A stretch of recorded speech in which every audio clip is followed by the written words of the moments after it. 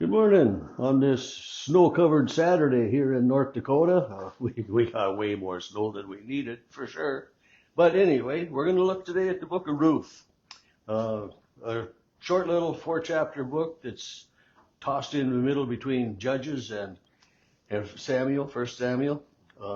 It's in the historical books. Ruth takes place, it says, while there were judges still ruling, so it was before the time of the kings. But it's a story of one family, and it's a story of loyalty. It's a story of how family sticks together and of faithfulness as well. Hopefully you know the story, you're familiar to some extent at least with it, but there was a famine in the land of Bethlehem, and a man named Elimelech took his wife Naomi and their two sons, Mahlon and Chilion, and they went to Moab to find work.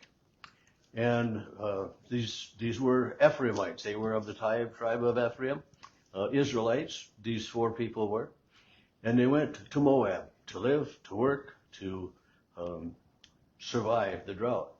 And while they were there, the two boys, Mahlon and Chilion, both married women of Moab, Orpah and Ruth.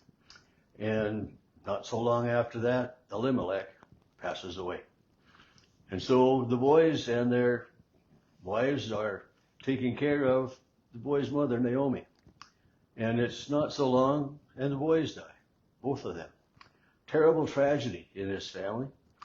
And not knowing what else to do, Naomi says to her daughters-in-law, go back to your families, to your homes, that your families may find new husbands for you, because I am certainly not going to have more sons that will be able to grow up and marry you. I mean, think about that. That's a reality. I mean, that's an awful lot of years down the road for these women to wait.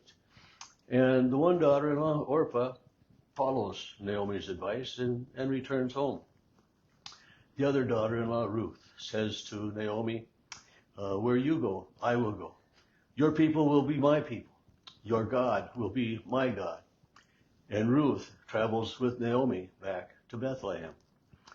And when they get there, some of the people recognize Naomi. She's been gone for a while, but you know how it is. You still recognize people. And they say, well, this is Naomi, come back. And Naomi says, no longer call me Naomi, call me Mara, because my grief is great. So she changes her name because of the grief that she has had. And while they're there, then Ruth says to Naomi, her mother-in-law, let me go out into the field that I might gather some grain. But tell me, where can I go that I'll be safe? Because it was a challenge. A single woman, especially a foreign woman, would be subject maybe to, not being treated so well. But Naomi instructs her to go into Boaz's field. He is a relative of some sort, and she does. And while she's there gleaning, picking some of the leftover from the field, Boaz sees her. And he asks, who is this woman? And he's told, well, it's Ruth, a Moabite woman, Naomi's daughter-in-law. And he tells his hired men, well, make sure that you leave plenty for them, for her to be able to glean so that they have enough to eat. And Boaz comes then to Ruth and talks to her, and he talks to Naomi, and Naomi says, well, there is, a nearer relative than you, Boaz, that should marry Ruth and take her into his household. But this other near relative, we don't know more than that, chooses not to do so for whatever reason.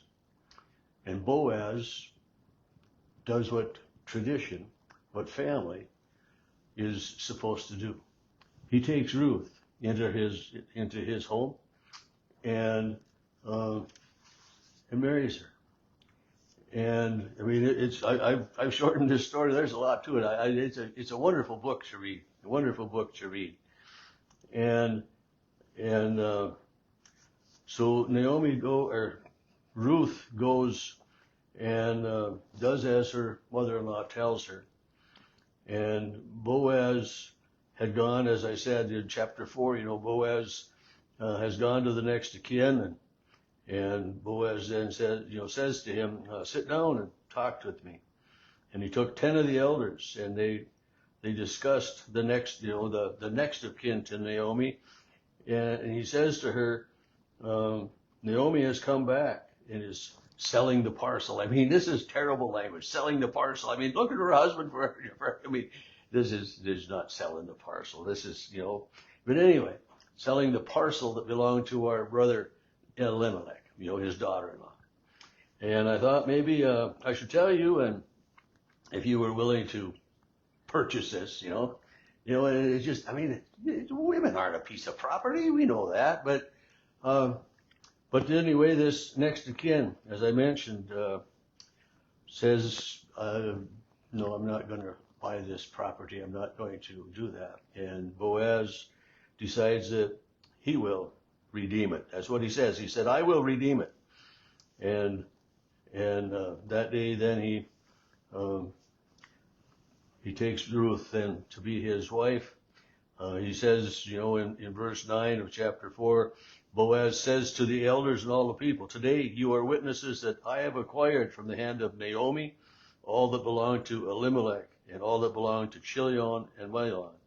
I have acquired Ruth the Moabite, the wife of Mahlon, to be my wife, to maintain the dead man's name and his inheritance, in order that the name of the dead may not be cut off from his kindred. This goes right back to what we read, back in Leviticus and it's what leads to the question of Jesus. There's 7 brothers married to the same woman, but it's, Boaz is being faithful to the traditions of the Israelites. And he says, and the elders say, we are witnesses. May the Lord make the woman who is coming into your house like Rachel and Leah, who together built up the house of Israel. May you produce children in Ephraim and bestow a name in Bethlehem. And through the children that the Lord will give you by this young woman, may your house be like the house of Perez and Tamar, who bore to Judah. So they become husband and wife. And this Moabite woman, this foreigner, I mean, the end of this book is beautiful. Verse 18, the descendants of Perez, who became the father of Hezron. And Perez is one of the sons of Naomi, or Ruth, and Boaz. But, Perez becomes the father of Hezron, and of Ram, and Ram of Abinadab, and Abinadab of Nahshon, and Nahshon of Salmon, and Salmon of Boaz, and Boaz of Obed. So here's Boaz, this descendant coming down, this important genealogy. So here's Boaz, son of Obed, Obed of Jesse, and Jesse of David. So Boaz and Ruth have a child named Obed, and their child Obed has a son named Jesse, and Jesse has a son named David, who becomes King David, of whom Jesus is an ancestor. So here we have this beautiful story of love, of family, and we find out that Jesus has a great grandmother who was a Moabite. Just amazing the way God works. And tomorrow morning on Easter Sunday, as we gather for worship at 9 at Mabel and 10:30 at Our Savior's in McHenry, we witness another of the miracles of the way that God works in the world.